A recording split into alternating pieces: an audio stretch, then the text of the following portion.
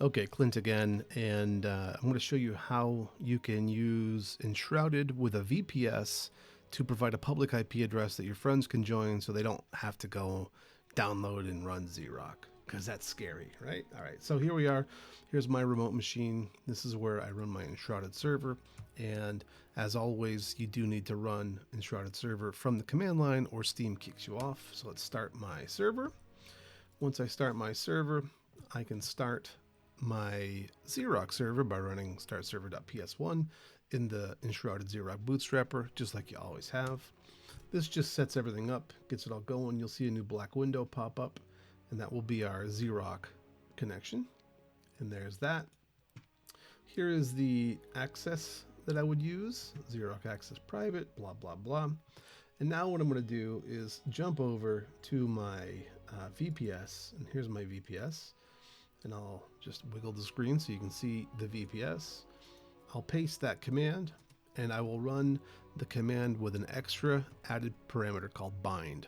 Bind will let you bind on any IP address if you use 0.0.0.0. I'm going to use port 8383. You can use any port that you desire. So zrok access private, blah, blah, blah. This is the one command you have to run on your VPS after you install zrok. So let's go ahead and run that one command. When we do that, you'll see, oh, also make sure it's UDP. So my cloud firewall was only allowing TCP connections, not both or UDP. Make sure you allow UDP connections from any IP address. 0.0.0/0. All right. Once you do that, you can then go back to Steam into the game servers, click the little plus button. I don't have my IP address, so I'm going to use eth0 to get my IP address and then start my private share backup. I'm going to then paste in my IP address, port 8383, click OK.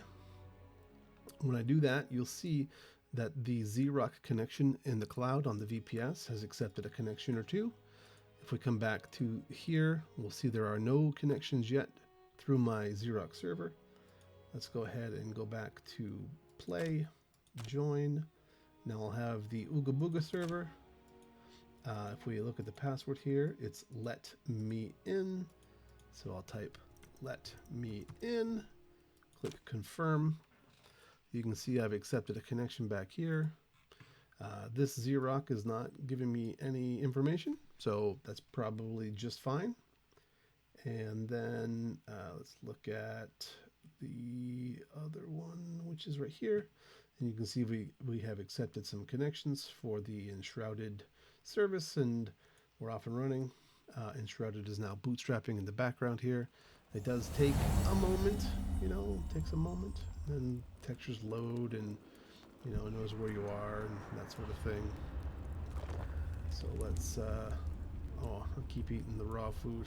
It's been a minute since I've played some Enshrouded. You can see my shaders are compiling. I'm actually excited to get back into it. I saw a big update come through. We're just waiting for these shaders to pop into existence so you can see I'm actually playing. There we go. Now we can see the beginning world where you join in, and we're playing Enshrouded. And that's how you do it. And so if we go back over, we keep accepting and closing connections. That's great. Our server is running back here. You can see it running. And that should be all there is to it. So hopefully that'll help you get your Enshrouded server running. If it does, let me know in the comments, because I made this video just for you. Cheers.